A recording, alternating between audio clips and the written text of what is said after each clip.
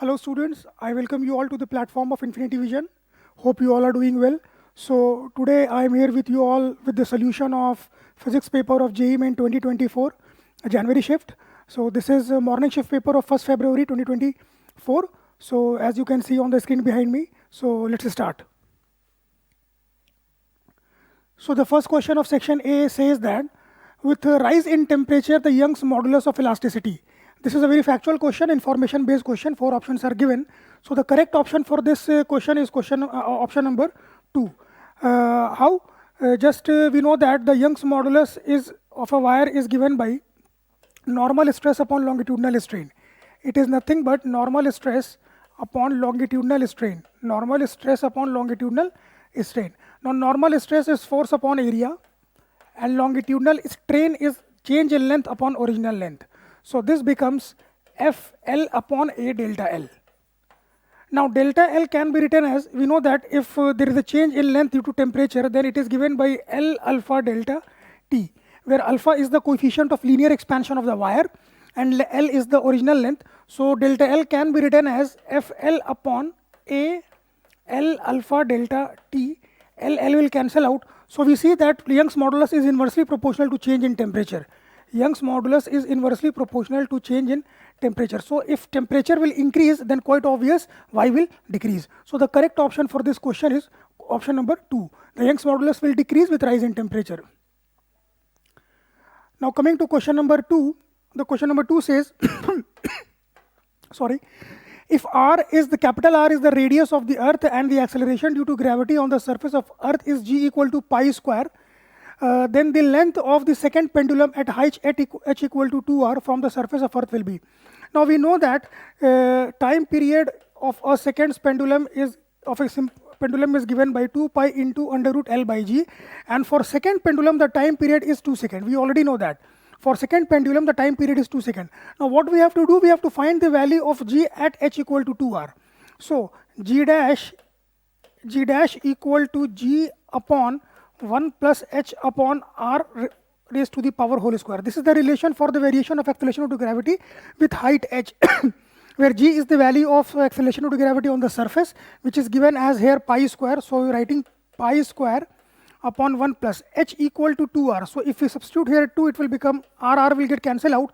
So it will be pi square 2 plus 1 3 pi square by 9. So this is the value of g at h equal to 2r. Now substituting this value of g over here, we can write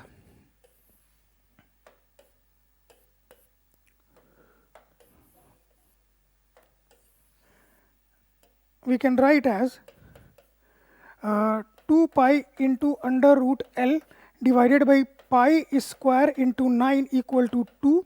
So here pi will come out and will cancel out with pi, 2 will cancel out. So it will become 3 root L equal to 1. So squaring both sides, we get L equal to 1 by 9 meter.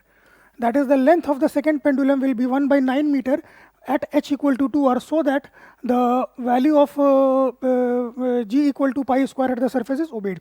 So this for this particular question, the answer is option number 2. The length of the second pendulum is 1 by 9 meter. Now coming to question number 3.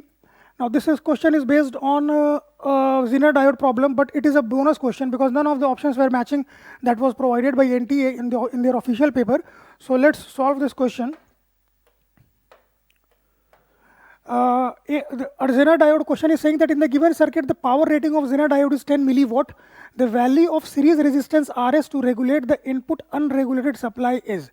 Now, the power of this Zener diode is given as 10 milliwatt. The power is given as 10 milliwatt, and we have to find the value of Rs. Rs की value पता करनी है. So, what we will do, initially see the breakdown voltage given as 5 volt. So, across this resistor, voltage will be 5 volt itself. So, remaining 3 volt will appear over here. 3 volt drop will take place at resistance Rs. So the current through this particular resistance, I1 will be 5 by 1000 ampere.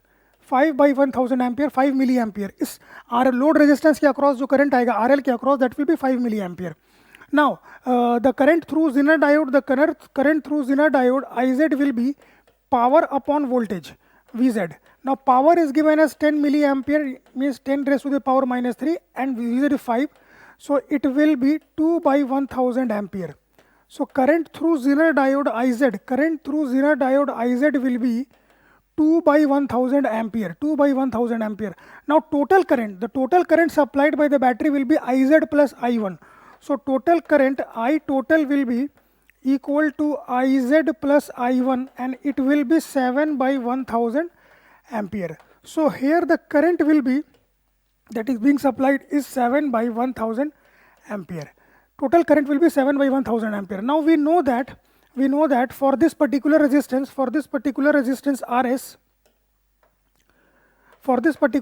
Rs, V equal to IR, okay, Rs, so Rs equal to V by I.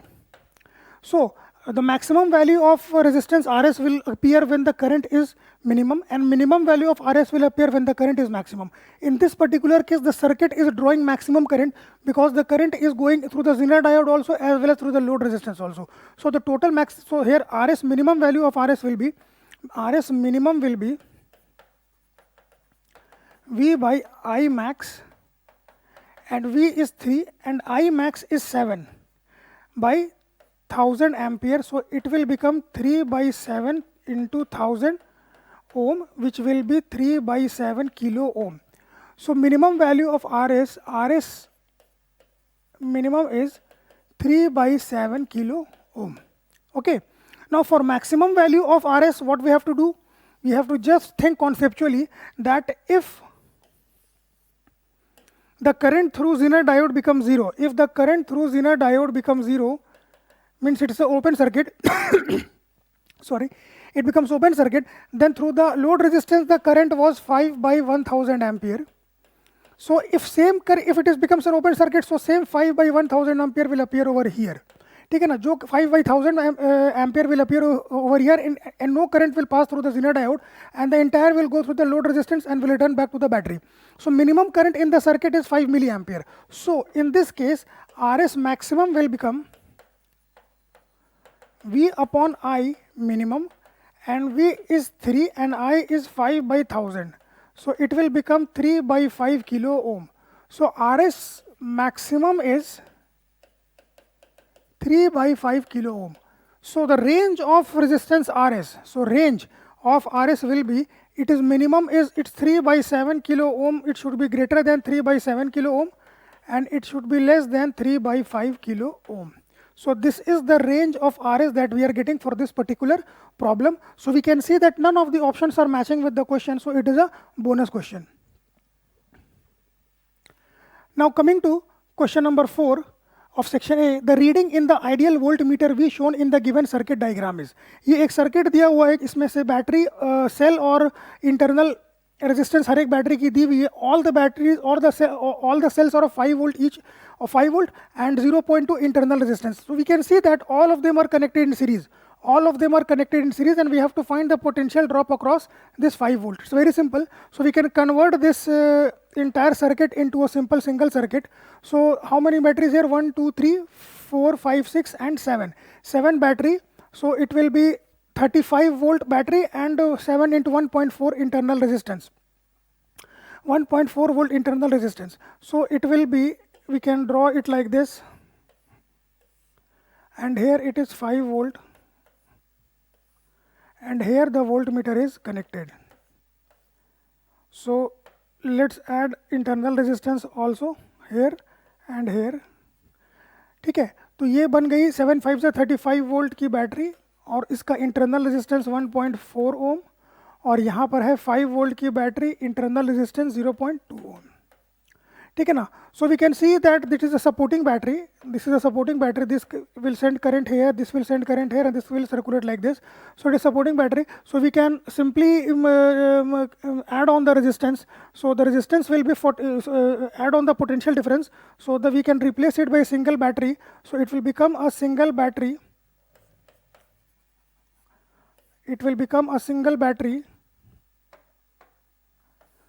Of 40 volt and internal resistance 1.4 1.6 ohm.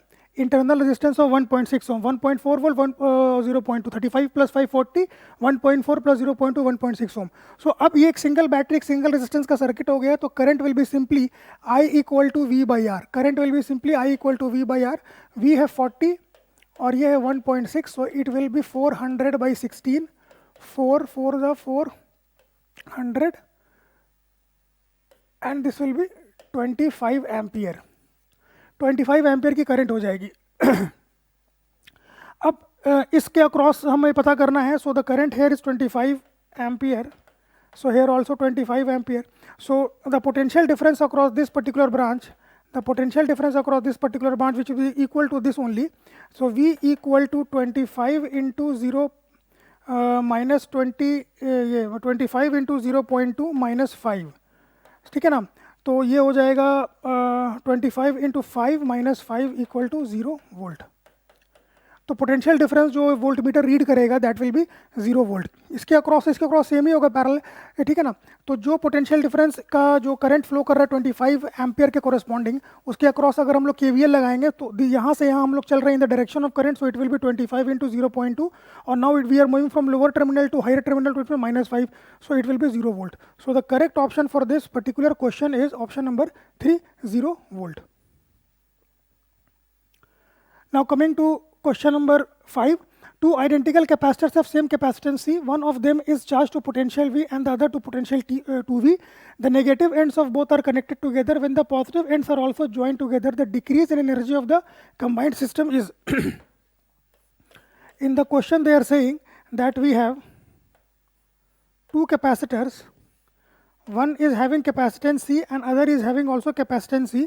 One is charged to the potential V, another to the 2V. इसको V से charge किया है और इसको 2V से charge किया है. So here will be charge plus CV, here will be charge minus CV. Similarly here will be plus 2CV charge, here will be minus 2CV charge. ठीक है ना. अब नेगेटिव को कनेक्ट किए हुए हैं, पॉजिटिव ओपन है. तो कह रहे हैं कि जब पॉजिटिव को कनेक्ट कर देंगे तो एनर्जी कितना लॉस हो जाएगा. So first we calculate the initial energy of the system. So it will be half CV square for upper capacitor and for the lower capacitor it will be half into C into 4V square. Potential is 2V. So C from here we get 2CV square, CV square by 2 plus 2CV square. It is nothing but 2.5 CV square. ठीक है. इस case में 2 initial energy हो गई 2.5 CV square. तो even initial I am writing over here, it is 2.5 CV square. Now in the second, when we close this switch, when we will close this switch, then redistribution of charges will take place among the plates of the capacitor. ठीक है ना. Redistribution of charges will take place among the capacitor and that will occur till the potential becomes common. So let us connect them. Both are C and now both will come to the same potential. Let's suppose V dash. Both will come to the same potential V dash. So if we consider only one plate, so here the charge will be CV dash, here it will be minus CV dash. Similarly here it will be plus CV dash, here it will be minus CV dash. So if we consider only one single plate, this one, so total charge is 2 CV dash, and from charge conservation it will be equal to CV plus 2 CV equal to 3 CV. So it will become 3 CV. So CC cancels out and V dash equal to 3 by 2 V. V dash will become 3 by 2 into V. So अगर final energy अगर हम लिखें, इस system की final energy हम लिखें, तो E final will be equal to half CV square into 9 by 4 into 2. So it will become 9 by 4 CV. Final energy 9 by 4 CV है और initial energy 5 by 2 CV square 9 by 4 CV square, it will become 9 by 4. So 5 by 2 CV square means 10 by 4 CV square. तो initial energy है 10 by 4 CV square, final energy है 9 by 4 CV square. So quite obvious there is a loss of energy because final energy is less than the initial energy. So the loss of energy will be nothing but delta E equal to EI minus EF. It will be EI minus EF and it will be 1 by 4 CV square. So the correct option for this particular question is option number 1. The loss in energy is 1 by 4 CV square. Now coming to question number 6. 2 moles of a monoatomic gas is mixed with 2 moles of monatomic gas, N equal to 2 moles of a monatomic gas is mixed with 6 moles, N2 equal to 6 moles of a diatomic gas. The molar specific heat of mixture at constant volume is. Now constant volume molar heat capacity of the mixture will be given by a very basic formula, N1 CV1 plus N2 CV2 divided by N1 plus N2. Now N1 is 2, it's monatomic gas, 2 moles of monatomic gas. For monatomic gas, this value of Cv is 3 by 2 R. The value of Cv is 3 by 2 Ru, where R is nothing but molar gas constant or universal gas constant, plus N2 6 mole for diatomic gas. Now for diatomic gas, Cv we have 5 by 2 R as well as 7 by 2 R with vibration and without vibration. So here we will be considering that there is no vibration. So it will be 5 by 2 R. And number of moles 6 plus 2, 8. So if we will calculate this, 2 cancels out, 2 3s are 6. Now 3R plus 15R. It will be 15R plus 3R, 18R by 8. And it will be, 18R by 8. 18R by 8, and it will be 2 9s are 18, 2 4s are 8, 9 by 4R. So the correct option is option number 1. The molar heat capacity at constant volume will be 9 by 4R for this particular question. Coming to question number 7, a ball of mass 0.5 kg is attached to a string of length 50 centimeter. The ball is rotated on a horizontal circular path about its vertical axis. The maximum tension that the string can bear is 400 Newton. The maximum possible angular velocity of the ball in radian per second is. Now if we draw a schematic, a ball is moving on a horizontal circle. We are, this is the plan view, top view. This is the top view. This is the thread. And here this is the ball. Here this is the ball. ठीक है ना? तो अब इसमें कहा जा रहा है कि 50 centimeter length है. It's attached to a string of length 50 centimeter. Okay. The ball is rotated on horizontal path, and the maximum tension the ball which the string can bear, the maximum tension which the string can bear, T max, is how much? 400 Newton. This is the maximum tension which the string can bear. So now let's suppose the string tension, current string tension is T. So ball velocity is tangential V. So the centripetal acceleration that the ball will have, AC, will be mv square by r, where r is the radius of the path, which is 50 centimeter. So the tension will be mass into acceleration, mv square by r. Now we know that V equal to omega r. If omega is the angular velocity of the ball, so V equal to omega r, it is a simple relation. So substituting there, we get T equal to m omega square r. Now maximum tension that the string can bear is 400 Newton. So this particular value has to be less than 400 Newton under limiting condition. This particular value has to be less than 400. So tension should be less than 400 Newton, and under limiting case it will be equal to 400 Newton. So m omega square r should be less than equal to 400. So omega less than equal to under root of 400 by m r. ठीक है ना? So here omega will come out, should be less than equal to 400. Mass of 0.5 kg, and r is 50 centimeter, मतलब half meter. So it becomes less than equal to half 1 by 4, 1600. And it is nothing but 40 radian per second. So the safe limit of angular velocity with which the ball will rotate on a horizontal circle without breaking the string is 40 radian per second. So the correct option is option number 2. Now coming to question number 8, a parallel plate capacitor has capacitance C equal to 200 picofarad. It is connected to 230 volt AC supply with an angular frequency of 300 radian per second. The RMS value of conduction current in the circuit and displacement current in the capacitor respectively are. See, first of all, we already know that the conduction current and the displacement current are magnitude wise numerically, they are equal to each other. The conduction current is the current which flows in the connecting wire, and the displacement current is the current which flows between, which exists between the plates of the capacitor due to the changing electric field as proposed by James Clerk Maxwell in his EM wave theory. So let us draw a parallel plate capacitor and connect it by an AC source, and connect it by an AC source, and connect it by an AC source. Now this is the conduction. If we take plus here, minus here, this is the conduction current IC and this is the displacement current ID. This is the positive charge plate and this is the negative charge plate. So IC और ID की value पूछी गई है. So first of all, regarding the source, they are given 230 volt and angular frequency is 300 radian per second. ठीक है ना. So first we will calculate the XC, the reactance of the capacitor. It is 1 upon omega C. ठीक है ना.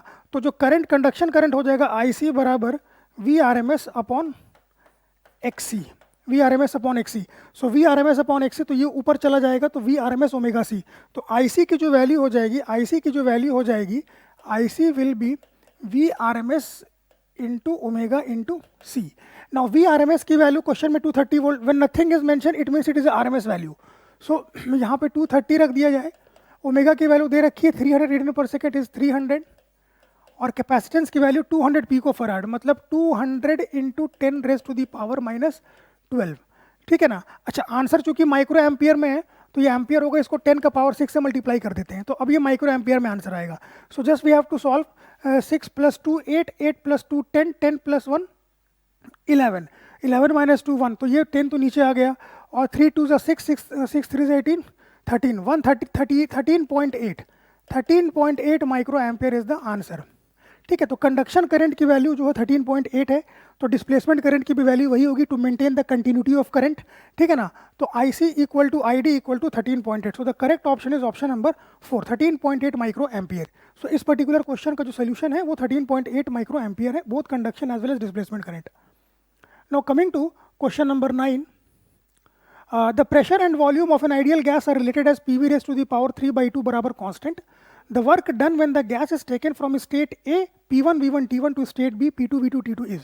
अब ये जो options दिया हुआ है, इस ऑप्शंस में यू कैन क्लियरली सी कि ऑप्शन 3 और 4 नहीं हो सकते.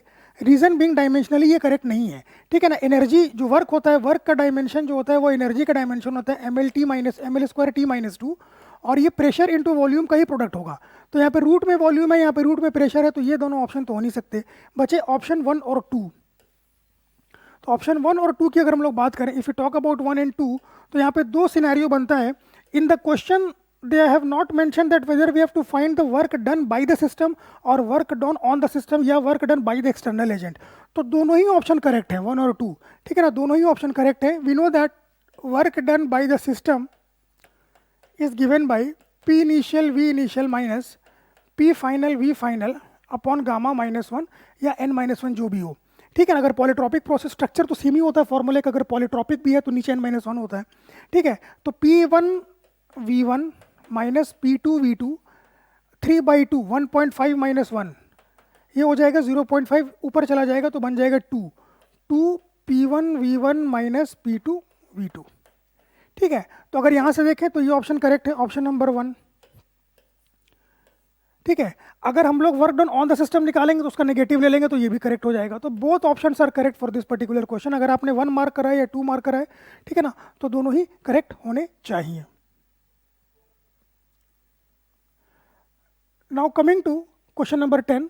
A galvanometer has a resistance of 50 ohm and it allows maximum current of 5 milliampere. A galvanometer has a resistance of 50 ohm and it allows a maximum current of 5 milliampere. It can be converted into a voltmeter to measure up to 100 volt by connecting in series a resistor of resistance. ठीक है ना. यहाँ पे galvanometer को volt meter में convert किया जा रहा है और सीरीज में एक रेजिस्टेंस को लगाया गया है.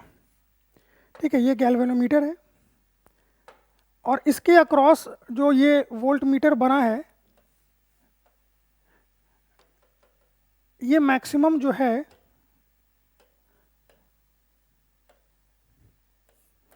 100 वोल्ट मेजर कर सकता है. तो इसके रेजिस्टेंस Rg मान लेते हैं, इसके रेजिस्टेंस Rc मान लेते हैं. ठीक है. और मैक्सिमम करंट 5 मिली एम्पियर का ये मार्क फ्लो मेजर कर सकता है. ठीक है. तो ये सीरीज में तो दोनों से सेम करंट फ्लो करेगा, दोनों गैल्वेनोमीटर से भी और जो एडिशनल रेजिस्टेंस हमने सीरीज में लगाया है. तो सिंपली वी नो दैट ये V equal to we know that I into RS plus RG equivalent resistance तो ये हो जाएगा. V मैक्सिमम 100 वोल्ट दे रखी है, I इज 5 मिली एम्पियर मतलब 5/1000 एम्पियर. RS की वैल्यू पूछी गई है और RG दिया हुआ है क्वेश्चन में 50 ओम. ठीक है ना, RS 50, बस इसको सॉल्व करके हमें RS निकाल लेना है। तो यहाँ से जो आप सॉल्व करेंगे तो ये आ जाएगा 10 का power 5 by 5 minus 50 equal to RS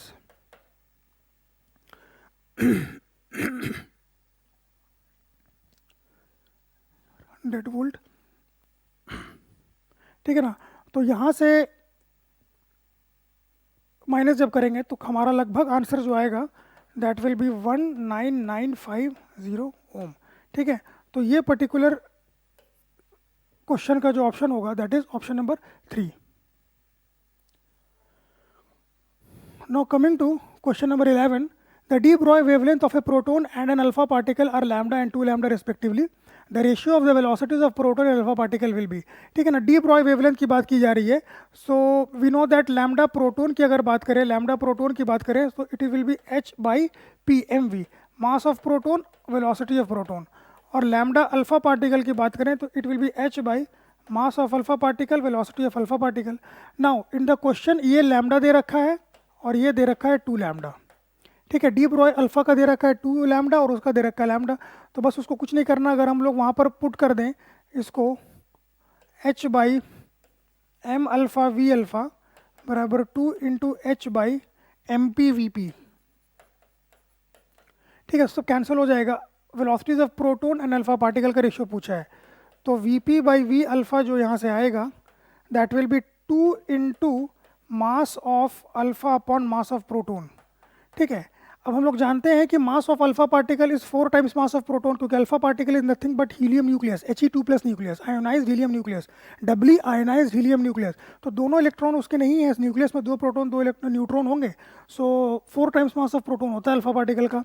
सो यहाँ से अगर हम लोग करें तो जो फाइनल रिजल्ट आता है V P upon V alpha will be equal to 2 into 4 times mass of proton upon mass of proton. ये कैंसिल आउट, ये हो जाएगा 8। So correct answer is 8:1. So the ratio of velocities will be 8:1. Now coming to question number 12, 10 divisions on the main scale of a vernier caliper coincides with 11 divisions of the vernier scale. If each division on the main scale is of 5 units, the least count of the instrument is। बहुत basic question है, vernier caliper का experimental measuring instrument से ये question है। ठीक है ना, तो यहाँ पे क्वेश्चन में कह रहा है कि 10 main scale division MSD is equal to 11 vernier scale division, therefore 1 vernier scale division equal to 10 by 11 main scale division। ठीक है, अब हमें पता है कि for a vernier scale least count जो होता है, लीस्ट काउंट LC जो होगा that will be equal to 1 main scale division minus 1 vernier scale division. ठीक है ना, तो 1 MSD माइनस 1 VSD जो है 10 by 11 MSD है। ठीक है, तो यहाँ से आ जाएगा 1 by 11 MSD, ये आ जाएगा 1 upon 11 into main scale division. Now 1 main scale division is measuring 5 units, so least count will be 1 by 11 into 5 equal to 5 by 11। So the correct option for this particular question is 5 by 11। Now coming to question number 12, in series LCR circuit the capacitance is changed from C to 4C। To keep the resonance frequency unchanged, the new inductance should be। ठीक है, series LCR circuit में हम लोग जानते हैं कि resonating frequency omega are जो होता है 1 by √LC होता है। ठीक है ना, इंडक्टर का इंडक्टेंस मल्टीप्लाइड बाय कैपेसिटर का कैपेसिटेंस और स्क्वायर रूट। ठीक है ना, तो ये ओमेगा आर। अब ये कह रहे हैं कि कैपेसिटर को C से 4C कर दिया गया है, तो इंडक्टेंस के ऊपर क्या इफेक्ट पड़ेगा, वो 4 ऑप्शंस दिए हुए हैं। ठीक है ना, रेजोनेटिंग फ्रीक्वेंसी अगर सेम रखना है ओमेगा R1 बराबर ओमेगा R2, तो पहले केस में 1 by √LC हो जाएगा और यहाँ हो जाएगा 1 by √L-4C। ठीक है, अगर इसको स्क्वायर ले लें तो 1 by LC equal to 1 by L-4C, C से C कैंसिल हो जाएगा, तो L' will be equal to L/4, तो L' will be equal to L/4।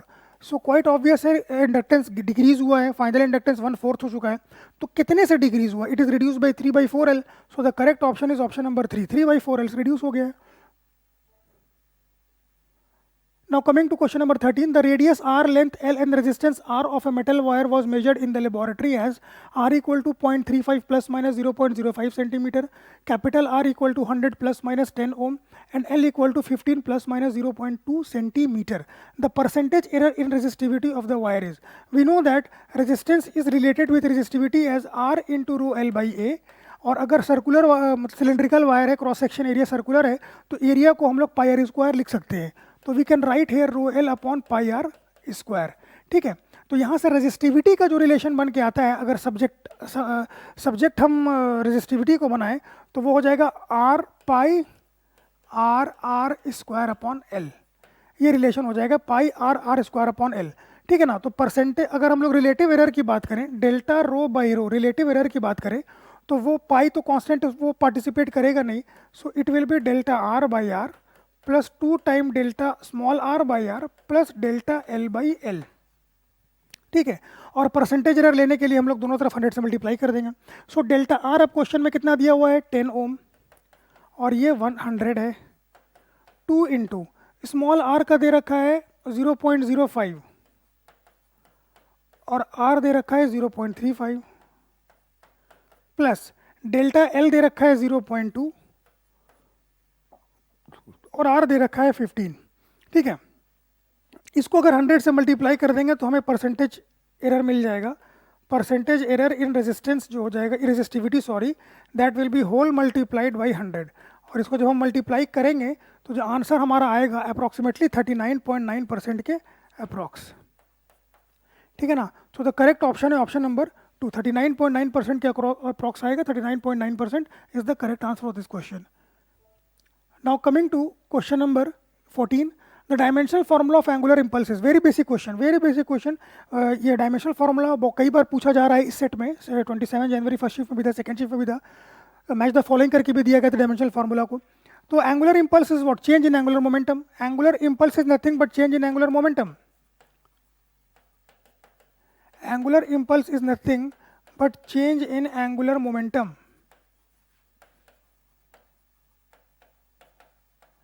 ठीक है ना. जैसे लीनियर इम्पल्स होता है, आपको अगर चाहिए लीनियर मोमेंटम, तो अब एंगुलर, तो जो इसकी डायमेंशन होगी वही उसकी डायमेंशन होगी. तो एंगुलर इम्पल्स का वही डायमेंशन होगा जो एंगुलर मोमेंटम का होता है. तो एंगुलर मोमेंटम का डायमेंशन क्या होता है, एम वी आर. ठीक है ना. Mass into velocity into distance. तो मास का एम हो गया, वेलोसिटी का एल टी माइनस 1 हो गया, इसका एल हो गया. So M L square T minus 1 is the correct answer. So for this particular question answer is for option number 4, M L square T minus 1. Now coming to question number 15. A simple pendulum of length 1 meter has a wooden bob of mass 1 kg. It is struck by a bullet of mass 10 raised to the power minus 2 kg moving with a speed of 2 into 10 ka power 2 meter per second. The bullet gets embedded into the bob. The height to which the bob rises before swinging back is. बहुत basic question है energy conservation और collision का. ठीक है ना. बहुत basic question है, perfectly inelastic collision है क्योंकि बुलेट अंदर ही इम्बेड हो गया है. ठीक है. तो इसका अगर सिचुएशनल डायग्राम अगर हम लोग बनाएं, सिचुएशनल डायग्राम बनाएं तो एक सिंपल पेंडुलम की बात हो रही है. ठीक है. यहाँ पर एक बॉब सस्पेंडेड है, जिस बॉब का मास दे रखा है 1 kg. इसका मास है 1 kg. इस बॉब का मास है 1 kg. और यहाँ से एक बुलेट अप्रोच कर रही है, एक बुलेट अप्रोच कर रही है. दिस इज बुलेट, जो कि कितने स्पीड से मूव कर रही है, 200 मीटर पर सेकेंड. ये बुलेट 200 मीटर पर सेकेंड के स्पीड से मूव कर रही है टुवर्ड्स द ब्लॉक. और इसका खुद का मास दे रखा है, इसका खुद का मास दे रखा है 0.01 kg, 0.01 किलोग्राम. ठीक है. 0.01 किलोग्राम का ये बुलेट है. तो जब ये इसमें स्ट्रक करेगा तो परफेक्टली इनइलास्टिक कोलिजन हो जाएगा और दोनों साथ साथ स्विंग करेंगे. ठीक है ना. तो ये पूरा सिस्टम जो है आफ्टर कोलिजन, लेट सपोज कि हमारा बॉब प्लस बुलेट मैक्सिमम यहाँ तक हाइट तक ऊपर उठा है. Late suppose this is the height raised by the Bob plus bullet. ठीक है ना. तो यहाँ पर मास दोनों का हो जाएगा एक साथ. तो अगर momentum conservation we apply momentum conservation just before and after collision. So initially mass of bullet into velocity of bullet, और बाद में जो हो जाएगा mass of bullet plus mass of bob into common velocity v. So v की जो value हो जाएगी वो M B V B upon M B plus M bob, ठीक है ना। तो बुलेट का मास है 0.01 kg, मतलब 10 का पावर -2, और वेलोसिटी है 200, और इसका है 1 kg और 1.01 kg हो जाएगा 1.01 kg, ठीक है। तो यहाँ से हो जाएगा 2, वो तो 200/101, सो v की जो वैल्यू हो जाएगी 200/101।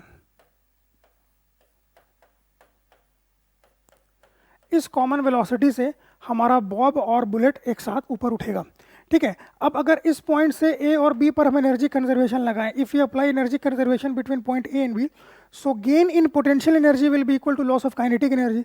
यहाँ से यहाँ वो उठा है तो पोटेंशियल एनर्जी में राइज हुआ mgh, ठीक है ना। बट मास जो है वो बॉब प्लस बुलेट का है, ठीक है, और हाफ mv² हो जाएगा लॉस इन काइनेटिक एनर्जी। सो ये जो वेलोसिटी हमने निकाल के लाई थी वो v वाली, सो इस वेलोसिटी से यहाँ पर ये चलेगा और वहाँ पर जाके वेलोसिटी 0 हो जाएगी एट मैक्सिमम हाइट। सो अब हम लोग को सिंपली एनर्जी कंजर्वेशन लगा देना है।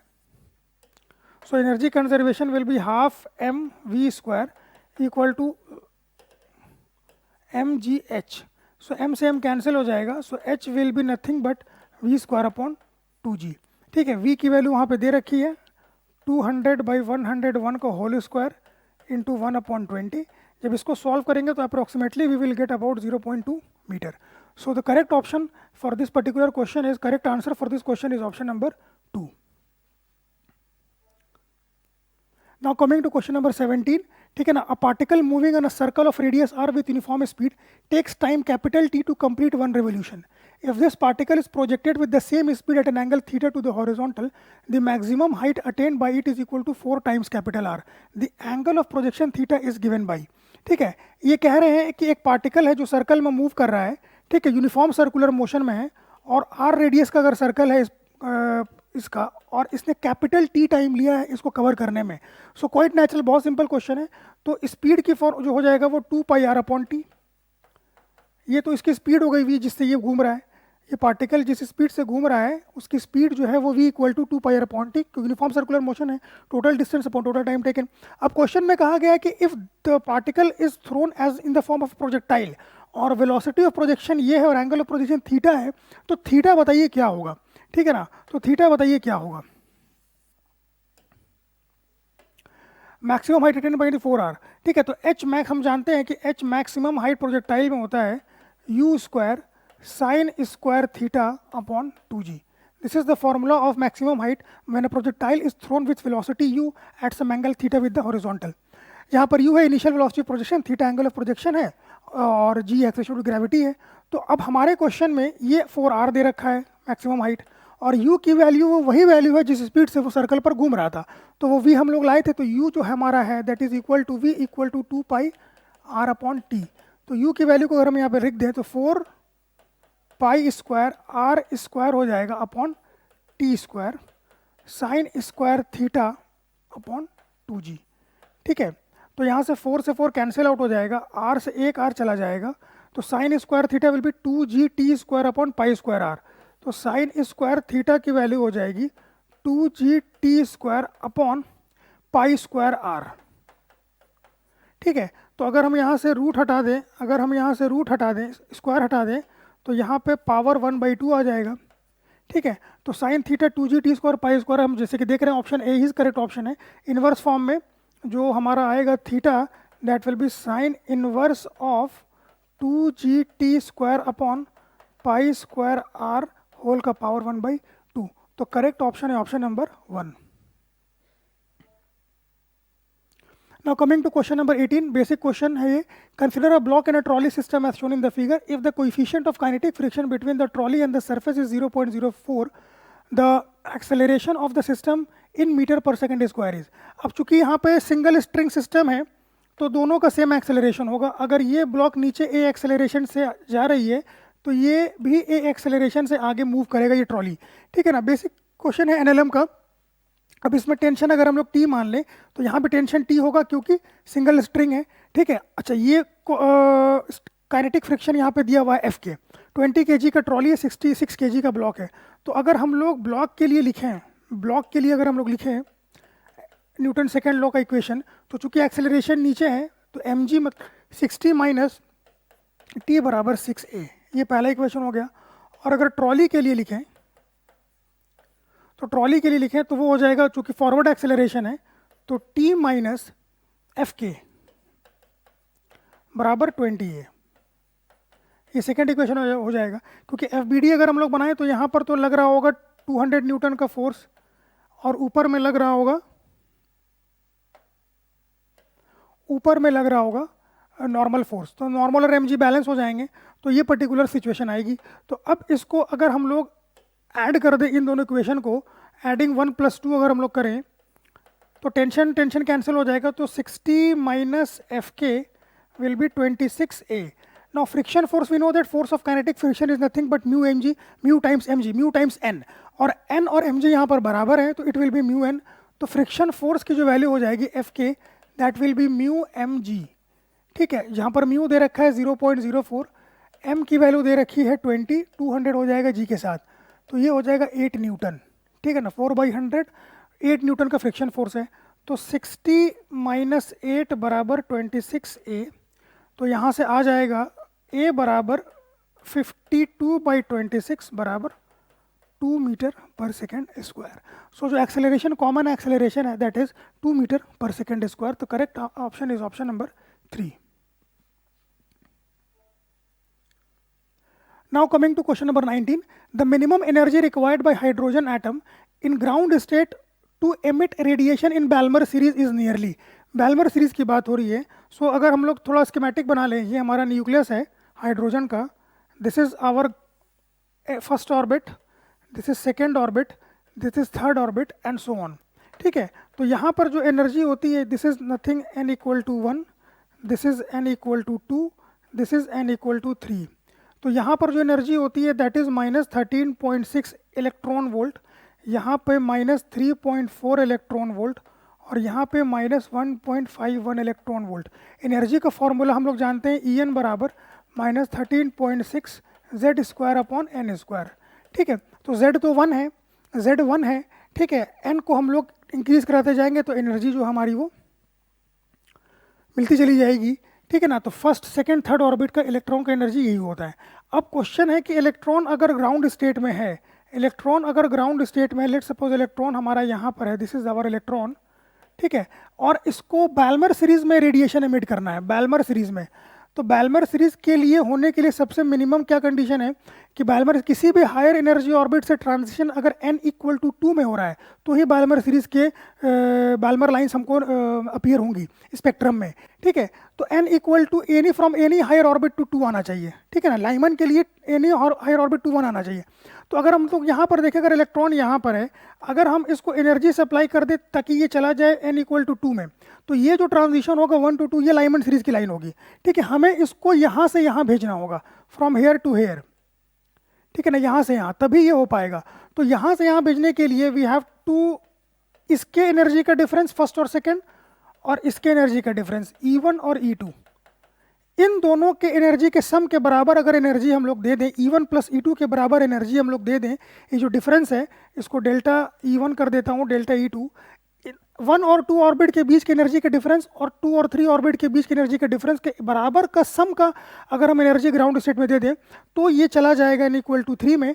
तो जाने में जो रेडिएशन एमिट होंगे वो बाल्मर की हो सकती हैं, क्योंकि कुछ रेडिएशन तो लाइमन की भी आएंगी।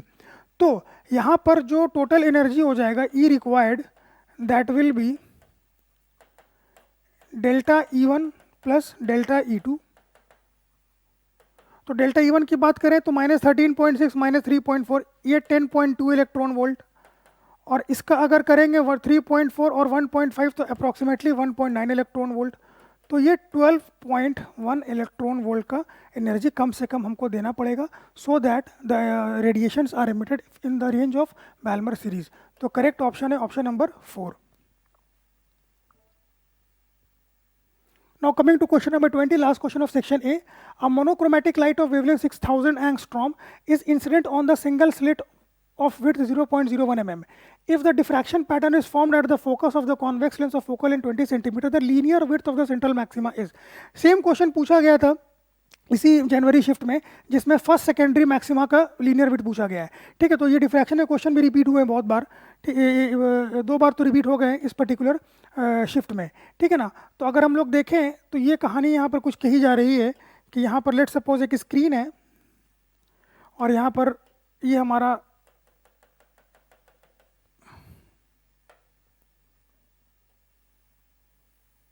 This is our central maxima, this is our central maxima, और ये आपका फर्स्ट हो जाएगा।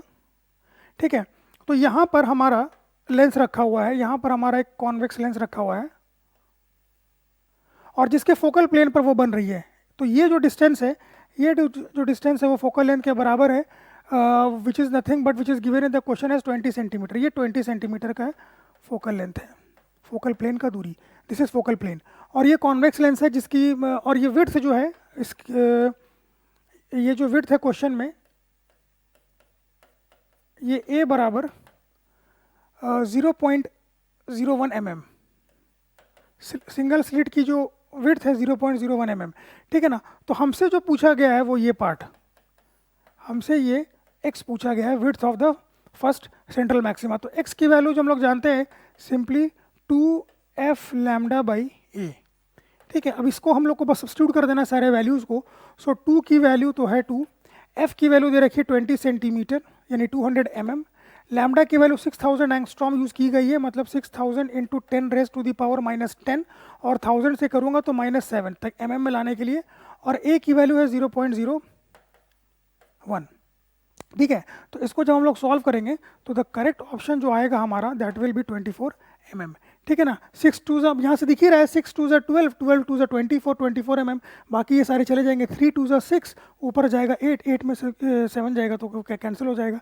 ठीक है ना, तो इस पर्टिकुलर क्वेश्चन का आंसर है 24 mm।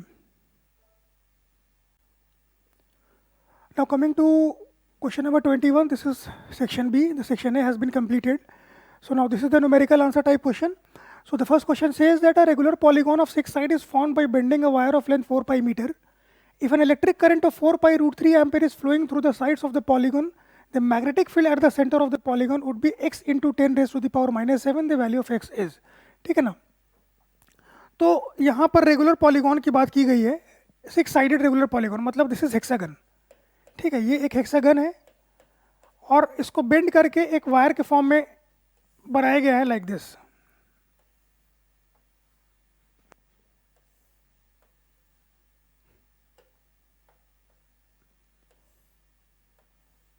Now this is a hexagon, 6 sided polygon. ठीक है, और ये सेंटर पर कह रहे हैं कि इसको ज्वाइन कर दिया जाए अगर,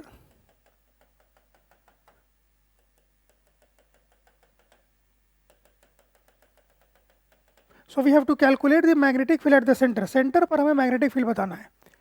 ठीक है ना, एक वायर है हेक्सागन शेप का, the current through the wire is, इसमें चारों तरफ इसके हर एक साइड्स में करंट फ्लो कर रहा है, and this is 4 pi root 3 ampere. Current की वैल्यू दे रखी है 4 पाई रूट 3 एम्पियर। ठीक है, अच्छा, पूरे वायर का लेंथ है 4 पाई मीटर, तो लेंथ ऑफ किसी एक पार्ट का अगर हम लोग कंसिडर करें, let suppose this is part A, this is B, this is C, D, E, F, तो अगर ए एफ लेंथ की बात करें, length of A F will be 4 pi by 6 equal to 2 pi by 3 metre. ठीक है ना, 6 से divide कर दी क्योंकि इक्वल साइडेड है, रेगुलर पॉलीगॉन है। ठीक है, तो यहाँ से यहाँ तक का जो लेंथ है that is 2 pi by 3 metre.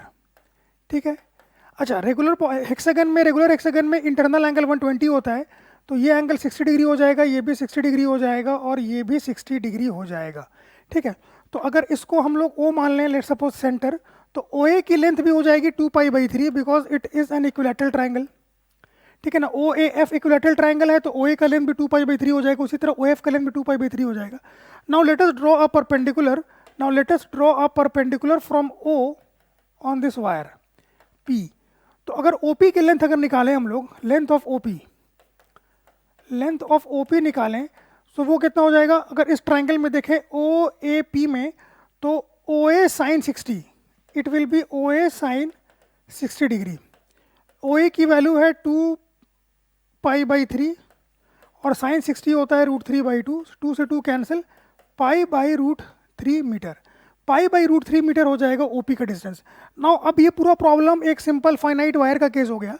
AF एक वायर है जिससे परपेंडिकुलर डिस्टेंस ओपी पर एक पॉइंट है ओ, और ये एंगल 30 डिग्री है, ये एंगल 30 डिग्री है, और ये भी एंगल 30 डिग्री है।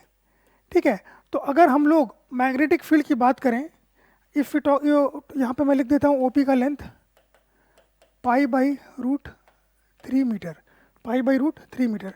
ठीक है ना, तो मैग्नेटिक फील्ड अगर हम लोग बात करें due to AF, magnetic field at O due to AF, ठीक है ना, सिर्फ एएफ पार्ट के लिए, सो ये होगा mu naught I upon 4 pi X into sine theta 1 plus sine theta 2।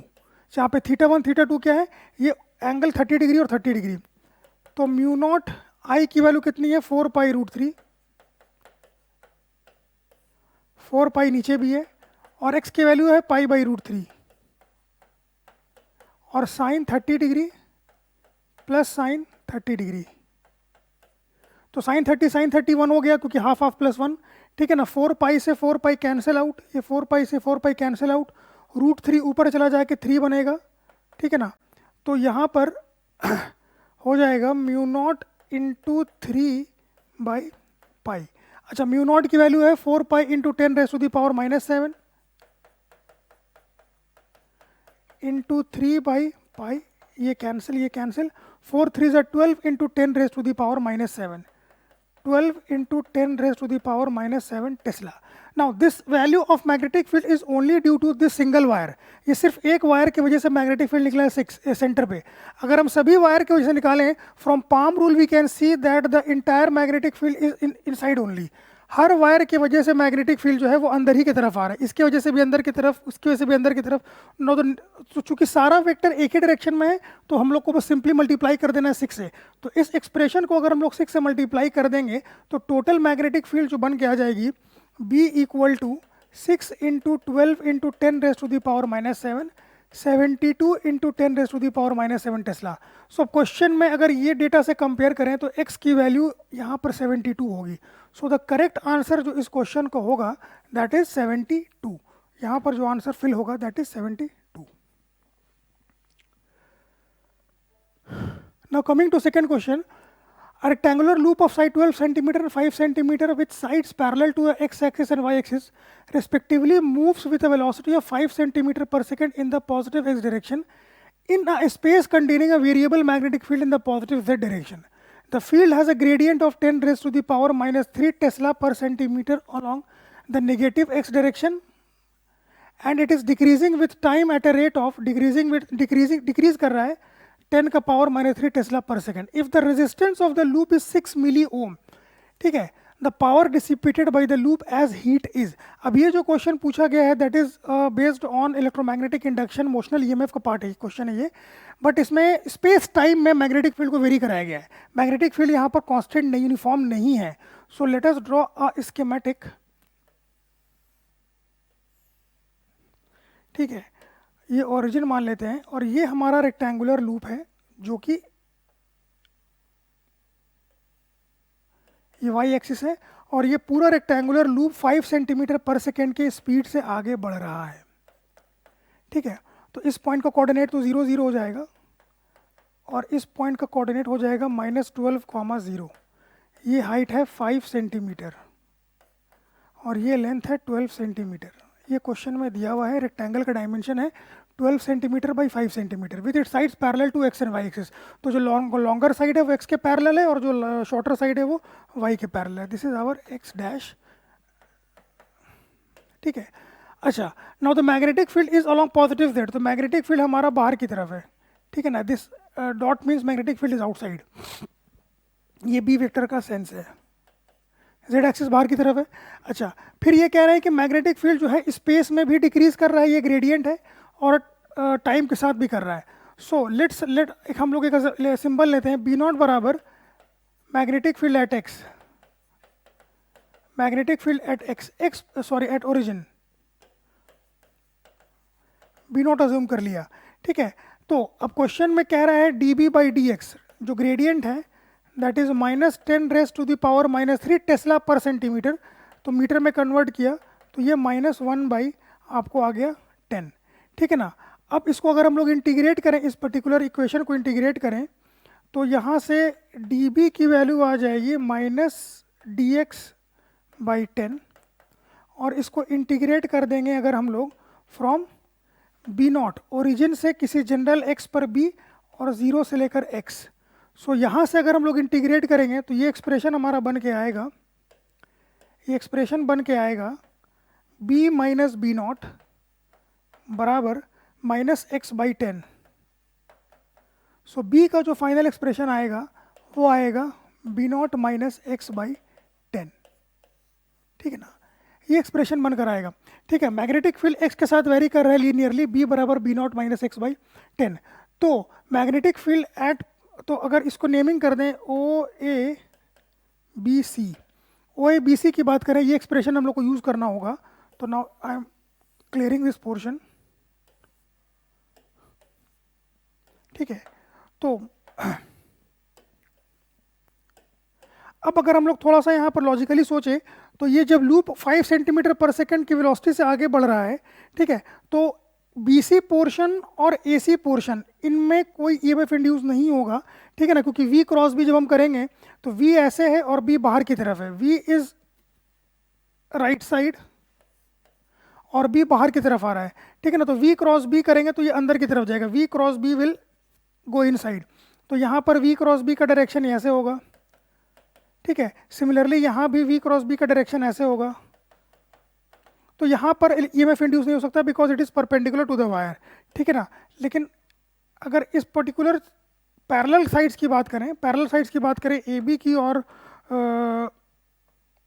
OC की, तो V क्रॉस B नीचे की तरफ होगा, तो यहाँ प्लस साइन और यहाँ माइनस साइन, और यहाँ भी प्लस साइन और यहाँ माइनस साइन। तो यहाँ पर जो बैटरी बनेगी वो इस प्रकार की बैटरी बनाएंगे हम लोग, ये पॉजिटिव टर्मिनल नीचे और यहाँ भी नीचे, ठीक है। तो ये लूप इस तरह से दो बैटरी को बनाएगा। तो अब अगर मैं बात करूँ, यहाँ पर मान लेता हूँ यहाँ पर E1 और यहाँ पर E2, तो E1 की वैल्यू हो जाएगी, वेलोसिटी है v इक्वल टू 5 मीटर पर सेकेंड, ठीक है ना, VB1L, जहाँ पर L की वैल्यू है 5 सेंटीमीटर, और E2 जो हो जाएगा VB2L। अब B1 B2 हमें फाइंड करना है, तो B1 मतलब यहाँ का मैग्नेटिक फील्ड OC पोर्शन में, तो OC पोर्शन के लिए x कोऑर्डिनेट 0 है, तो B0 के बराबर हो जाएगा। तो E1 की जो वैल्यू हो जाएगी दैट इज VB0L, और E2 की जो वैल्यू हो जाएगी B2, यहाँ पर x की वैल्यू -12 सेंटीमीटर रखना पड़ेगा यहाँ पे। सो ये हो जाएगा VB0, 12 है माइनस में रखेंगे तो प्लस हो जाएगा, +12 सेंटीमीटर में ये ध्यान रखना है, तो ये 1000 हो जाएगा इंटू L, ठीक है ना। अब चूंकि दोनों बैटरी अपोजिशन में करंट सेंड करेंगी, ये करंट सेंड करेगा नीचे के डायरेक्शन में और ये सेंड करेगा नीचे के डायरेक्शन में, तो ये क्लॉकवाइज एंटी क्लॉकवाइज घूम रहा है, ये क्लॉकवाइज घूम रहा है। तो यहाँ पर जो बैटरी है वो नॉन सपोर्टिव, वो अपोजिशन में बैटरी लगी हुई है, ठीक है ना। तो बड़े से छोटे को माइनस करेंगे तो नेट EMF जो आएगा हमारा motional EMF, E net motional EMF जो आएगा that is E2 minus E1, और E2 माइनस E1 को करेंगे तो VBL कैंसिल हो जाएगा, तो V इंटू 12/1000 इंटू L, ठीक है, V इंटू 12/1000 इंटू L। तो ई नेट की अगर बात करें, ई नेट की अगर बात करें मोशनल EMF की वजह से, तो V की वैल्यू दे रखी है 5 सेंटीमीटर पर सेकेंड, मतलब 5/100, 12/1000 पहले से है, और लेंथ जो है इस पोर्शन का ये भी 5/100, तो 5 7 ये हो गया, और 300 इंटू 10⁻⁻⁷ वोल्ट। तो यहाँ पे के पोर्शन को मैं डिलीट कर दे रहा हूँ।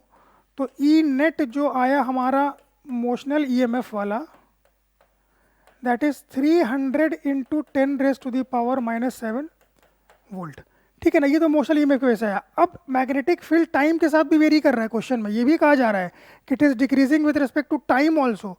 तो अब इस पार्ट को हटा दें, इसका काम अब नहीं है। तो अब यहाँ से हमें दिया हुआ है कि dB/dt की जो वैल्यू है दैट इज -10 टेस्ला पर सेकेंड है, ठीक है ना। तो अगर हम लोग फ्लक्स की बात करें, EMF इंड्यूस की बात करें from Faraday law, that is -dφ/dt, और phi is nothing but B A by D T.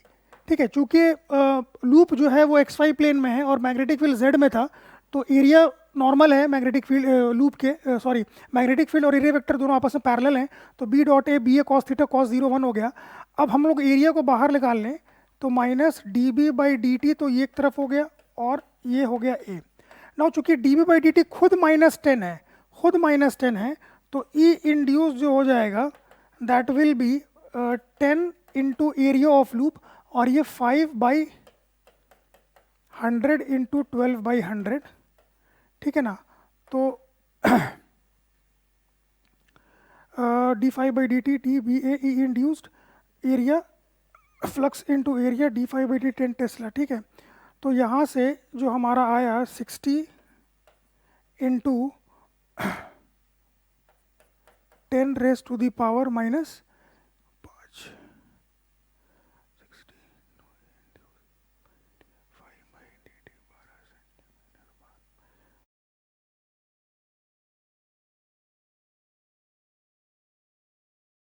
अच्छा हाँ, यहाँ पर ये -3 यहाँ पे रखा हुआ है। ठीक ठीक ठीक, वेरी गुड। तो यहाँ पे -3, सॉरी फॉर द इनकन्वीनियंस। तो अब यहाँ पर अगर देखा जाए तो 2 2 4 4 3 7 10 का पावर -7 वोल्ट यहाँ पर आना चाहिए। ठीक है, तो अब ये 60 इंटू 10 का पावर -7 है, वहाँ पर 300 इंटू 10 का पावर -7 है। ठीक है, तो नेट अगर हम लोग बात करें, नेट की अगर बात करें तो दोनों को हम लोग को ऐड करना पड़ेगा, दोनों को हम लोग को ऐड करना पड़ेगा। तो अगर ऐड किया जाए तो ई टोटल की जो वैल्यू आएगी that is E induce plus E motional. ठीक है, E induce plus E motional, तो ये हो जाएगा 360 into 10 raise to the power -7 tesla, sorry volt. ठीक है, 360 into 10 raise to the power -7 volt, इतना तो हमारा आ गया भाई तो ईएमएफ। अब पूछा है पावर डिसिपेटेड एज हीट, तो पावर का जो फॉर्मूला जो हीट के फॉर्म में डिसिपेट होगा that will be the power की फॉर्मूला जो हो जाएगा that will be E total का स्क्वायर अपॉन आर, जहाँ पर आर जो है हमारा रेजिस्टेंस है। ठीक है, तो इसको अगर हम लोग स्क्वायर करें तो 360 इंटू 360 2 बार और 10 का पावर -14।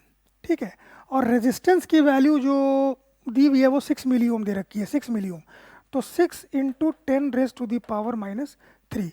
इसको अगर ऊपर ले जाएं तो ये 60 से कैंसिल हो जाएगा। ठीक है, और 36 इंटू 6 216 हो जाएगा, इंटू यहाँ पे बचेगा -13 और ऊपर जाके -10। ठीक है, यहाँ पे और यहाँ पे -9, क्योंकि एक वो पहले से ही 0 वहाँ पर लगा हुआ है। ठीक है, तो अगर हम लोग ना अब इससे कंपेयर करें हमारे गिवन एक्सप्रेशन को, हीट के एक्सप्रेशन को, तो 10 का पावर -9 वॉट यहाँ पर है और यहाँ पर भी 10 का पावर -9 के ऑर्डर में है। तो जो करेक्ट आंसर इसका हो जाएगा 216, इस पर्टिकुलर क्वेश्चन में 216। ठीक है ना, तो ये स्पेस टाइम वेरिएशन का मैग्नेटिक फील्ड का सवाल था, इलेक्ट्रोमैग्नेटिक इंडक्शन का थोड़ा सा लंबा सवाल था ये। ठीक है, एग्जाम में मतलब चूंकि हमें सेक्शन बी में छोड़ने होते हैं 5, तो इस क्वेश्चन को अटेम्प्ट नहीं ही करना समझदारी है। Now coming to question number 23, the distance between object and its 3 times magnified virtual image as produced by a convex lens is 20 cm. The focal length of the lens used is, एक convex lens की बात कर रहे हैं।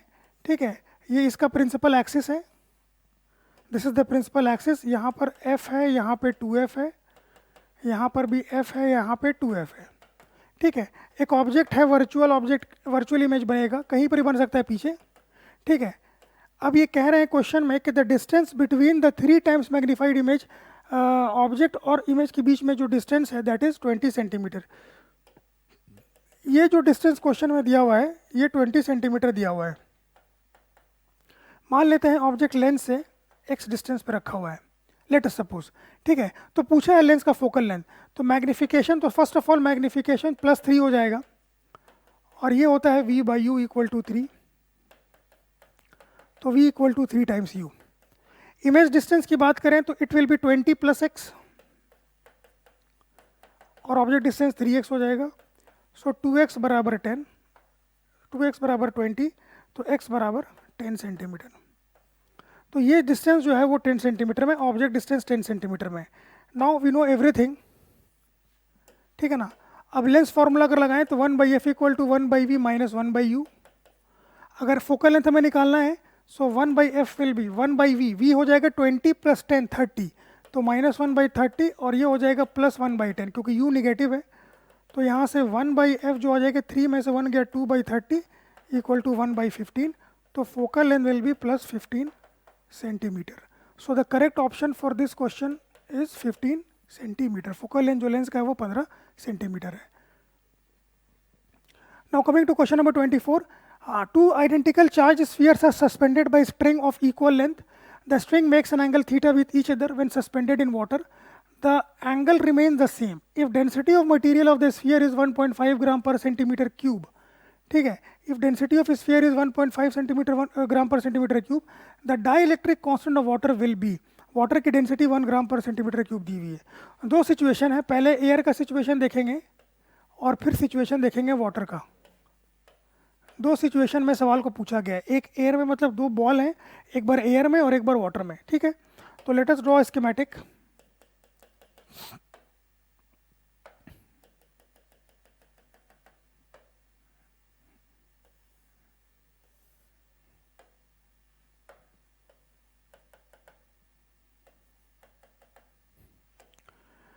ये angle θ/2 और ये angle भी θ/2, क्योंकि टोटल एंगल थीटा क्वेश्चन में कह रहा है, टोटल एंगल थीटा कह रहा है, ठीक है। यहाँ पे चार्ज है लेट सपोज +q, इस बॉल पर चार्ज है +q, और दोनों के बीच का डिस्टेंस है r। तो अगर फोर्सेस की बात करें तो यहाँ पर फोर्स लगेगा mg एयर में, यहाँ पे जाएगा टेंशन T, और ये हो जाएगा फोर्स इलेक्ट्रोस्टैटिक Fe, ठीक है ना। तो ये फ्री बॉडी डायग्राम बना हमारा। तो अगर हम लोग इक्विलिब्रियम की बात करें तो ये एंगल भी θ/2 होगा। अगर हम लोग इक्विलिब्रियम की बात करें तो वर्टिकल इक्विलिब्रियम में t cos θ/2, वर्टिकल इक्विलिब्रियम की बात करें, वर्टिकल इक्विलिब्रियम में t cos θ/2 mg के बराबर हो जाएगा, और t sin θ/2 f इलेक्ट्रोस्टैटिक के बराबर हो जाएगा। ये रिपल्सिव फोर्स है, दोनों आइडेंटिकल चार्जेस हैं, तो रिपेल करेंगे तो फोर्स इधर ऐड करेगा। तो अगर हम लोग इसको सॉल्व करें तो t sin θ/2 ये हो जाएगा आपको f इलेक्ट्रोस्टैटिक के बराबर, और t cos θ/2 ये हो जाएगा mg के बराबर, ठीक है। अगर दोनों को डिवाइड कर दें तो tan θ/2 की जो वैल्यू आएगी that will B f electrostatic by mg, और f इलेक्ट्रोस्टैटिक हो जाएगा kq² बाई mg तो है r², और k की जो वैल्यू हो जाएगी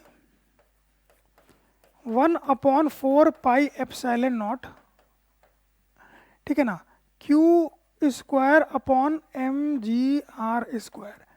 ये है इक्वेशन 1, ठीक है। ये इक्वेशन 1 बनी एयर के लिए, ठीक है। tan θ/2 बराबर 1/4 पाई एप्सिलॉन नॉट kq², यहाँ पे मैं लिख देता हूँ tan θ/2 ये एयर के लिए 1/4 पाई एप्सिलॉन नॉट q²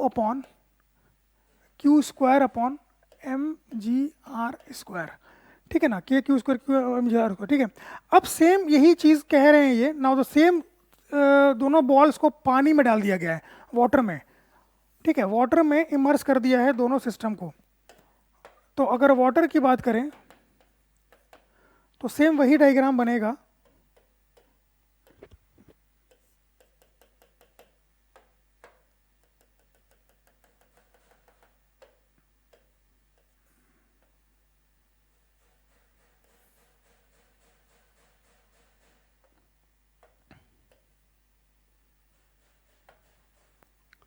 ठीक है। अब सिचुएशन वाटर में ये एंगल भी θ/2 है, ये एंगल भी θ/2 है, क्योंकि क्वेश्चन में कह रहा है कि एंगल चेंज नहीं हुआ है, क्वेश्चन में ये कह रहा है कि एंगल में कोई चेंजिंग नहीं हुआ है, ठीक है।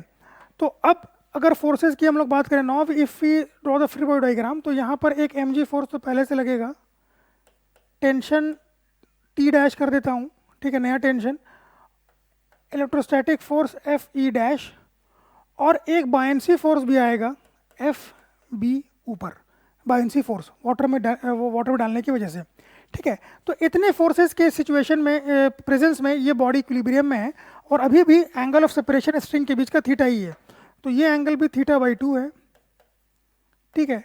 तो अगर हम लोग इक्विलिब्रियम की बात करें तो यहाँ से हम लोग लिख सकते हैं T dash sine theta by two, T dash sine theta by two की जो वैल्यू हो जाएगी that will be equal to F E dash, नया इलेक्ट्रोस्टैटिक फोर्स, और T dash cos theta by two plus force of buoyancy will be equal to M G. ठीक है, तो T dash cos of theta by two हो जाएगा M G minus force of buoyancy.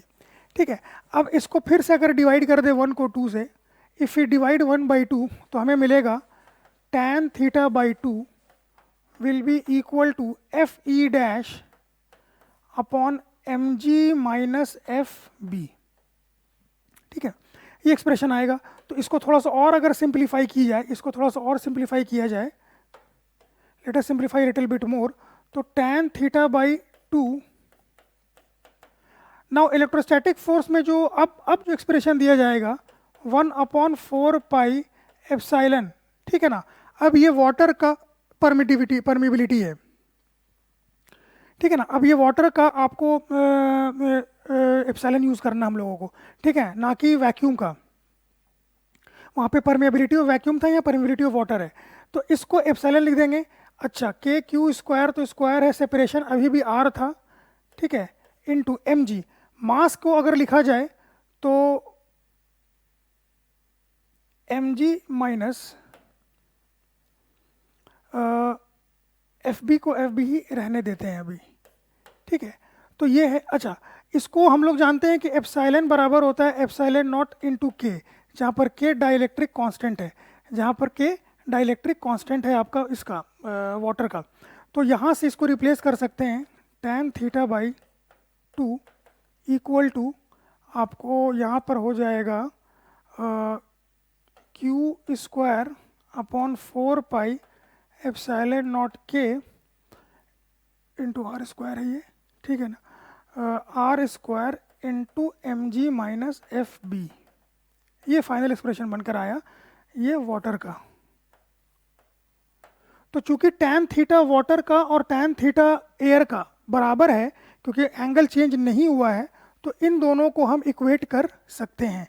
ये equation है मेरा equation 1 और ये इक्वेशन है इक्वेशन 2। तो 1 और 2 को अगर इक्वेट किया जाए, 1 और 2 को अगर इक्वेट किया जाए तो Q square upon 4 pi epsilon naught M G R square बराबर होगा Q square upon 4 pi epsilon naught K R square into M G minus force of buoyancy. ठीक है, तो अब यहाँ से बहुत चीज़ें कैंसिल हो जा रही हैं। Q square cancel, 4 pi epsilon naught cancel, R square से आर स्क्वायर कैंसिल। तो के की जो वैल्यू हो जाएगी वो M G upon M G इन माइनस एफ बी। ठीक है, तो यहाँ पर k की वैल्यू हो जाएगी 1/1 minus force of buoyancy by M G. Now 1/1 minus buoyancy force will be equal to rho of liquid volume displace by G, और ये हो जाएगा rho of body volume of body upon G. ठीक है, जहाँ पर L जो है वो डेंसिटी ऑफ लिक्विड है और B जो है वो डेंसिटी ऑफ स्फीयर है। सो जो फाइनल एक्सप्रेशन हमारा बन के आया वो ये आया k बराबर 1/1 माइनस रो एल की वैल्यू कितनी दे रखी है 1, और इसकी वैल्यू 1.5 मतलब 3 ऊपर गया 2, तो ये जाके आ जाएगा 3। सो डाई इलेक्ट्रिक कॉन्स्टेंट की जो वैल्यू आई वाटर की वो I 3। Water has a dielectric constant 3।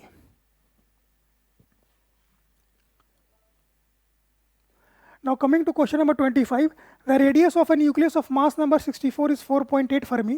Then the mass number of another nucleus having radius 4 Fermi is 1000 by x, where x is. बहुत ही simple question है nuclear radius का.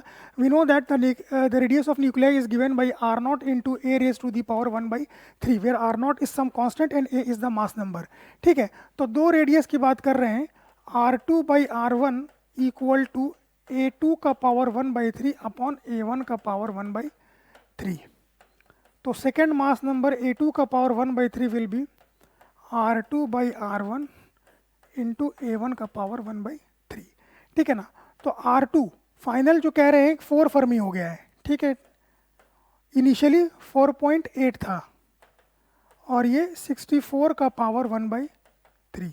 ठीक है, तो इसको अगर सॉल्व कर लें तो 4/48 40/48 हो जाएगा ये।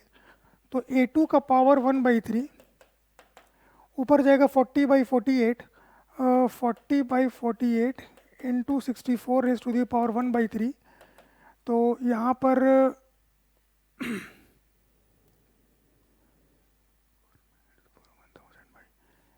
x, तो 4 10 40 और ये 12 हो जाएगा। तो अगर दोनों तरफ वो ले लें क्यूब का कर दिया जाए तो A2 बराबर 1000 इंटू 64 अपॉन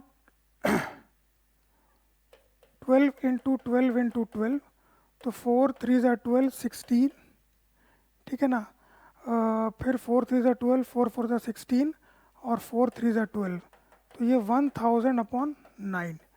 तो इस एक्सप्रेशन से अगर कंपेयर करें तो 1000 अपॉन एक्स और वहाँ पर हमारा आ रहा है 1000/9, तो मास नंबर है एक्स की वैल्यू जो कितनी हो जाएगी 9। तो इस पर्टिकुलर क्वेश्चन का आंसर है x = 9। Now coming to question number 26, 3 identical spheres each of mass 2m are placed at the corners of a right angle triangle। एक right angle triangle की बात की जा रही है, ठीक है, जहाँ पर ये 90 डिग्री है, A B C इसकी नेमिंग कर देते हैं, और 3 मास रखे हुए हैं जिसका मास 2m है। कॉर्नर पर 3 मास रखा हुआ है और हर मास की वैल्यू है 2m। इसका भी 2m है, इसका भी 2m है और इसका भी 2m है। ठीक है, साइड्स का लेंथ 4 मीटर दे रखा है क्वेश्चन में। जो परपेंडिकुलर साइड्स हैं ये भी 4 मीटर का है और ये भी 4 मीटर का है। ठीक है, taking point of intersection of these two sides as origin, अगर इसको ओरिजिन मान लिया जाए, ये बी पॉइंट को ओरिजिन मान लिया जाए, यहाँ पर एक्स एक्सिस और यहाँ पर वाई एक्सिस, तो पूछा जा रहा है, they are asking that what is the magnitude of the position vector of center of mass. इन तीनों पार्टिकल का जो कंबाइंड सेंटर ऑफ मास होगा उसका पोजीशन वेक्टर बताना है, उसका मैग्नीट्यूड बताना है। बहुत सिंपल है, ठीक है ना। तो अगर हम लोग कोऑर्डिनेट लिखें तो ये तो 0 0 हो गया, इसका कोऑर्डिनेट हो जाएगा 4 0 और इसका कोऑर्डिनेट हो जाएगा 0, 4। ठीक है ना, तो XCM m1 x1 plus m2 x2 plus m3 x3 by m1 plus m2 plus m3। ठीक है, तो पहला कोऑर्डिनेट तो हो जाएगा 0, ठीक है, x कोऑर्डिनेट, दूसरा भी x कोऑर्डिनेट 0, तीसरा हो जाएगा 2m इंटू 4, तो 4 इंटू 2m और होल डिवाइडेड बाई 6m। तो ये mm कैंसिल, 2 3 6, 4/3, 4/3 मीटर का आ गया हमारा। 2 2 4, 2 2 4 2 6, ठीक है ना, 6 mm 2 3 से 4/3 मीटर। अगर y कोऑर्डिनेट की अगर हम लोग बात करें तो XCM जो हमारा आया दैट इज 4/3 मीटर। अगर YCM की बात करें तो YCM भी वही आएगा, क्योंकि ये 0 हो जाएगा m1 y1, m2 y2, वहाँ पे वो 0, 4 इंटू, तो ये भी 4/3 मीटर ही आएगा। तो सेंटर ऑफ मास का x कोऑर्डिनेट है इतना, y कोऑर्डिनेट है दोनों इतना ही है, तो RCM वेक्टर जो हो जाएगा सेंटर ऑफ मास का 4/3 i cap plus 4/3 j cap. तो RCM का जो मैग्नीट्यूड हो जाएगा that is √of 4/3 whole square into 2, 4√2/3। ठीक है ना। तो if we compare our expression with the final expression given in the question, तो x की वैल्यू जो कितनी है, x की वैल्यू है 3, सो इसका आंसर हो जाएगा 3। Now coming to question number 27, a tuning fork resonates with a sonometer wire of length 1 meter stretched with a tension of 6 Newton. When the tension in the wire is changed to 54 Newton, the same tuning fork produces 12 beats per second. ठीक है ना। The frequency of the tuning fork is, ठीक है, मान लेते tuning fork की frequency f1 है और it is given by tuning fork की फ्रीक्वेंसी इस 6 न्यूटन, तो ये हो जाएगा आपको जाकर 1/L into √T/μ, length of the 1/2L into √T/μ। ठीक है ना, यहाँ पे length of the tuning fork sonometer wire length 1 meter दी हुई है और टेंशन 6 न्यूटन का. When the tension in the wire change to 54 on the same tuning fork produce 12 beats per second with it the frequency of the tuning fork is. ठीक है, तो ये formula होता है. तो अब इसमें क्वेश्चन में क्या कहा गया है कि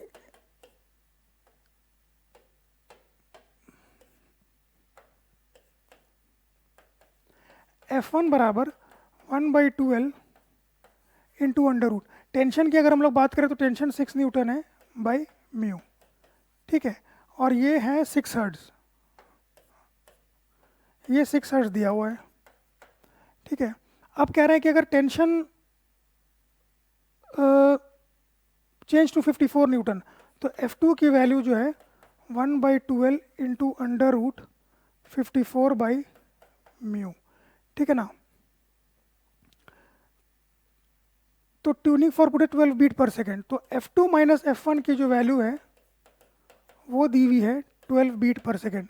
ठीक है, अब अगर हम यहाँ से रेशियो ले लें √6 न्यूटन इतना है इतना, तो अगर हम लोग इसको रेशियो ले लें तो F2 की वैल्यू बराबर इसको F2 मान लिया जाए तो 6 इन दोनों का रेशियो लिया जाए तो 6/54 का रूट बराबर 6/F2. ठीक है, 6 9 से 54, ये 1/3 हो गया. तो F2 की वैल्यू आ गई आपकी जाकर, यहाँ से F2 जाएगा 3 18 हर्ट्ज. ठीक है ना. तो 18 हर्ट्ज. अब 18 को अगर हम यहाँ पुट कर दें इस पर्टिकुलर इक्वेशन में 18 को अगर पुट कर दें तो F1 की वैल्यू आ जाएगी 18 माइनस 12 इक्वल टू 6 हर्ट्ज. ठीक है ना. तो यहाँ पर चेंज 6 न्यूटन स्ट्रेच्ड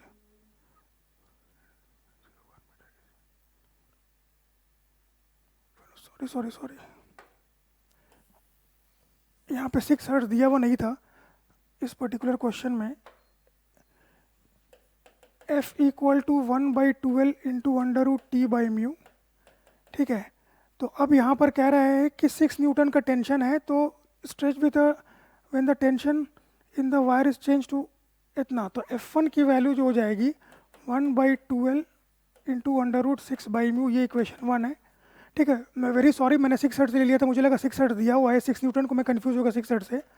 और F2 की वैल्यू हो जाएगी 1/12 into under root 54 by mu. तो अब यहाँ से F1 बाई F2 का अगर रेशियो लिया जाए तो ये आ जाएगा √6 बाई √54. ठीक है, √6 बाई √54. तो √6 बाई √54 मतलब 1/3. तो F1 बाई F2 का रेशियो हो गया 1/3. F1 बाई F2 का रेशियो हो गया 1/3. अब क्वेश्चन में कह रहा है F2 माइनस F1 जो है वो 12 है. F2 माइनस F1 जो है 12 है, 12 बीट पर सेकंड. अब यहाँ से हमें F1 F2 को सॉल्व करना होगा. तो F2 इस इक्वेशन से F2 विल बी 3F1. तो 3F1 minus F1 equal to 12.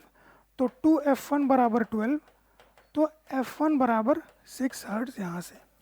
ठीक है, तो इस पर्टिकुलर क्वेश्चन का सोल्यूशन है 6 hertz.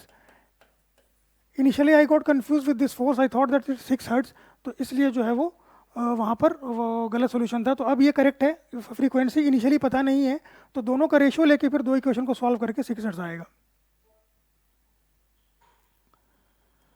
A plane is question number 28. A plane is in level flight at constant speed and each of its two wings has an area of 40 meters square. If the speed of air is 180 km per hour over the lower wing surface and 252 km per hour over the upper wing surface, the mass of the plane is, plane का mass पूछा गया. Bernoulli equation का basic question है wings of aircraft के ऊपर, airfoil theory के ऊपर. तो let suppose this is the plane का ये एयरक्राफ्ट एयरफॉइल है. अब क्वेश्चन में कहा जा रहा है कि वेलोसिटी जो ऊपर वाले, if the speed of air is over the lower surface पर 180 मीटर पर सेकेंड है, सॉरी 180 किलोमीटर पर आवर है. तो ये 50 मीटर पर सेकेंड होगा अगर मीटर पर सेकेंड में कन्वर्ट करें. और अपर में 252 किलोमीटर पर आवर दिया हुआ है तो ये हो जाएगा 70 मीटर पर सेकेंड. ठीक है, तो यहाँ का मान लेते हैं 0.1 और यहाँ 0.2. ठीक है, तो ये है V1 और ये है V2. तो अगर बर्नौली इक्वेशन हम लोग लगाएं P1 plus row V1 square by 2 बराबर P2 plus row V2 square by two, चूँकि प्लेन का विंग का थिकनेस बहुत कम होता है तो एलिवेशन वाला पार्ट हम लोग निगलेक्ट कर सकते हैं। तो P1 plus row V1 square by two बराबर P2 plus row V2 square by two. तो यहाँ से जो हमारा वो आएगा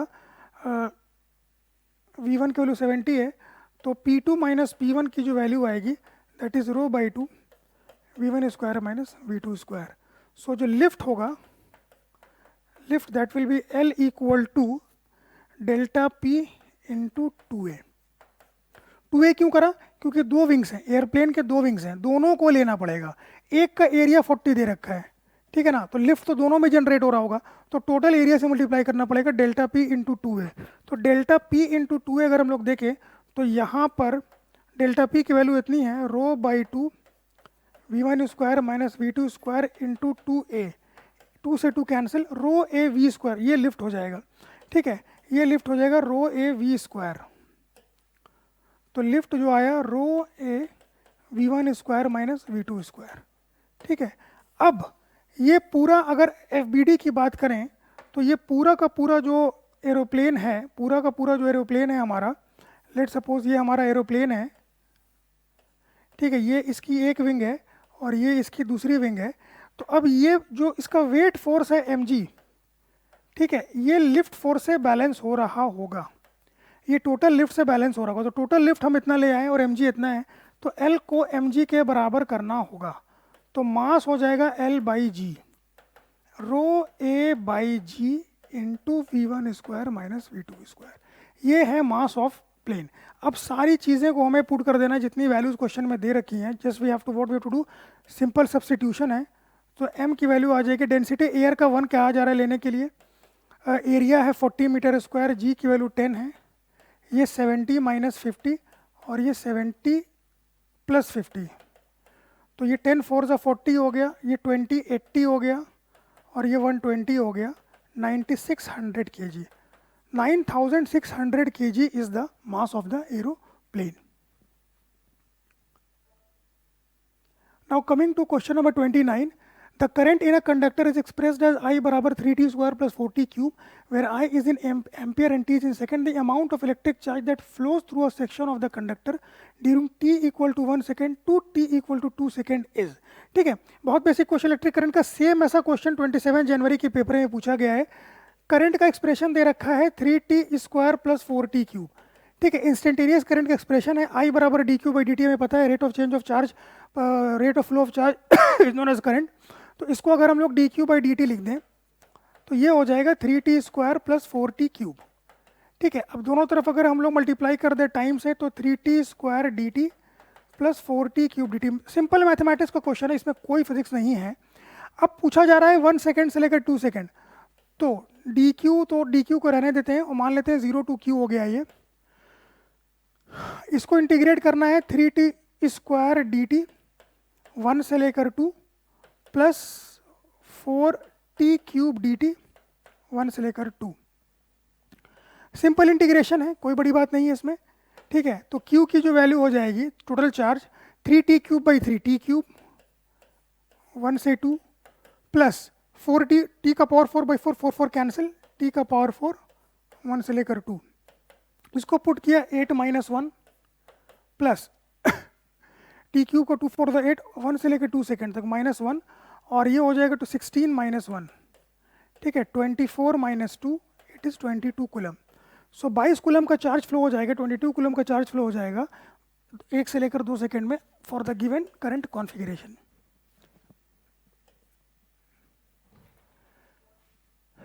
Now coming to last question, question number 30 of section B. A particle is moving in one dimension along x-axis under the action of a variable force. Its initial position was 16 meter right of origin.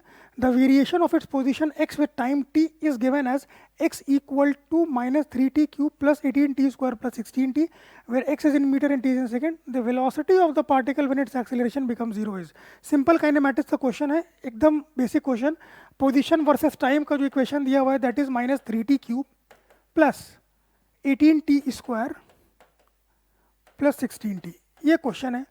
तो velocity we know that it is dx by dt, इसको अगर differentiate करें तो minus 9t square plus 36t, और acceleration हो जाएगा dv by dt। एक बार फिर से डिफरेंशिएट कर दे, -18t + 36। अब पूछा जा रहा है कि वहाँ पर एक्सेलरेशन बताइए, ठीक है, वेलोसिटी बताइए जहाँ पर एक्सेलरेशन 0 हो। तो अगर a को 0 पुट कर दे, इस इक्वेशन से a को 0 पुट कर दे, तो टाइम आ जाएगा 36/18 = 2 सेकेंड। 2 सेकेंड के टाइम पर एक्सेलरेशन 0। अब इस 2 सेकेंड को एक्सप्रेशन में पुट कर देना है वेलोसिटी के। तो अगर इस 2 सेकेंड को एक्सप्रेशन को हम लोग यहाँ पुट कर दें, तो वेलोसिटी एट t बराबर 2 सेकेंड विल बी -9 × 4, ठीक है, प्लस 2 2 4, 36 × 2, 72 - 36 =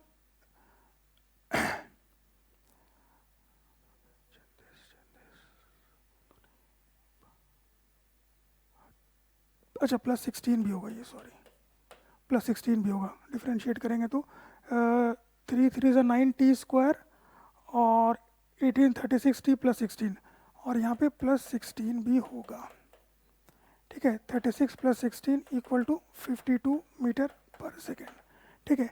ये डिफरेंशिएशन यहाँ पे छूट गया था, इट हैज़ टू बी 16 भी ऐड होगा क्योंकि टाइम भी लगा हुआ था उसमें। तो वेलोसिटी जो है t = 2 सेकेंड पे जो आएगी दैट इज़ 52 मीटर पर second.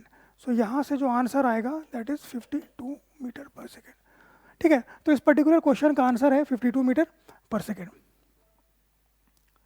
So through this question we come to an end of our session, ठीक है, कि I have discussed the detailed solution of JEE Main 2024 paper of 1st February.